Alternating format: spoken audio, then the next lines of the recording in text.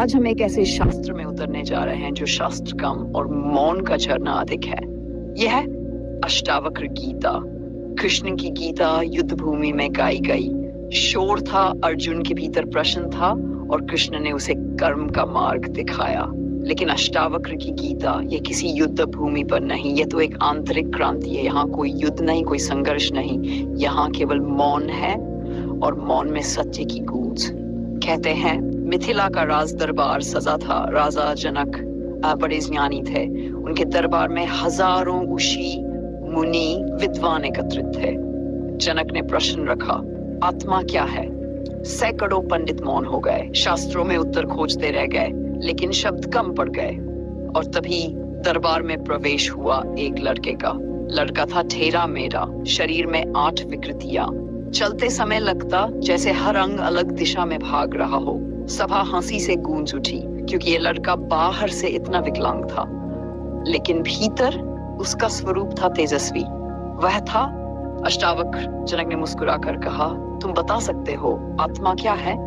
अष्टावक्र ने उत्तर दिया, राजन, आत्मा बताने की वस्तु नहीं है, लेकिन यदि सुनने को तैयार हो तो सुनो। तुम न शरीर हो, न मन हो, न बुद्धि हो। तुम वही हो जो देख रहा है। तुम साक्षी हो, शुद्ध चैतन्य। जैसे आकाश है, उसमें सब घटित होता है, पर आकाश अछूता रहता है। सभा में मौन छा गया। राजा जनक की आंखें भर आईं। उनके भीतर कोई ताला टूट गया, जैसे किसी ने अंधेरे कमरे का द्वार खोल दिया हो।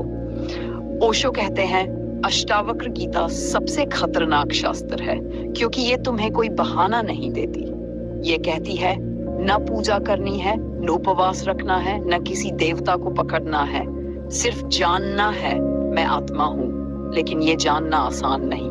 मन कहेगा हाँ मैं आत्मा हूं, पर ये तो केवल शब्द होगा। अष्टावक्र कहते हैं अनुभव करो, साक्षी बनो। सोचो, जब गुस्सा आता है तुम कहते हो मैं गुस्से में हूं, लेकिन गुस्सा आता है फिर चला जाता है। जो आया और गया वह तुम कैसे हो सकते हो? तुम तो वही हो जो गुस्से को आता जाता देख रहा है।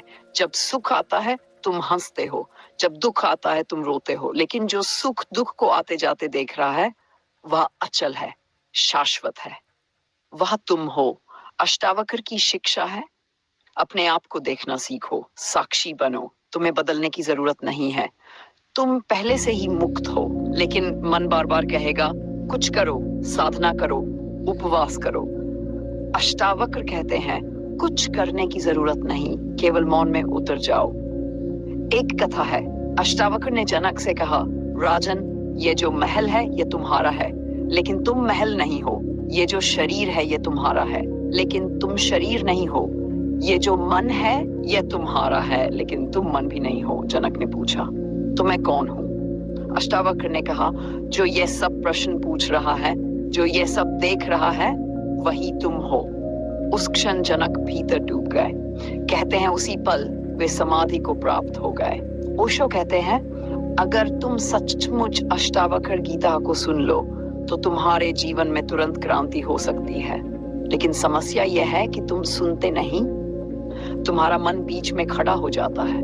मन कहता है यह कठिन है, मन कहता है यह तो बस सिद्धों के लिए है, मन कहता है हम तो साधारण लोग हैं। लेकिन अष्टावक्र तो साधारण से साधारण को भी मुक्त देखना चाहते हैं। वे कहते हैं तुम्हें कोई साधना करनी ही नहीं है, तुम अभी इसी क्षण मुक्त हो। ध्यान दो, जब तुम आंखें बंद करते हो तो विचार आते हैं, लेकिन एक जगह तुम अनुभव करते हो कि विचारों के पीछे के कोई है जो देख रहा है। यही साक्षी है। सांस आती जाती है, शरीर बूढ़ा होता है, भावनाएं बदलती हैं, लेकिन देखने वाला वह कभी नहीं बदलता। अब सोचो, अगर तुम्हारी पहचान उस अचल से हो जाए तो जीवन कितना सहज हो जाएगा। तुम्हें कोई दुख छू नहीं सकेगा, तुम्हें कोई भय छू नहीं सकेगा, यहाँ तक कि मृत्यु भी तुम्हें छू नहीं सकेगी। अष्टावक्र गीता का सार यही है। यह सीधी, नग्न, खतरनाक और अद्भुत है।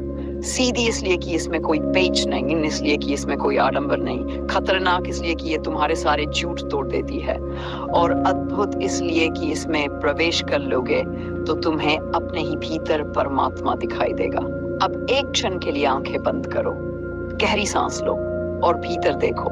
विचार उठ रहे हैं, लेकिन जो देख रहा है वह विचार नहीं, वह मौन है, वह अचल है, वह तुम हो। याद रखो, तुम न शरीर हो, न मन हो, न अहंकार हो, तुम आत्मा हो, शुद्ध, अमर, अचल।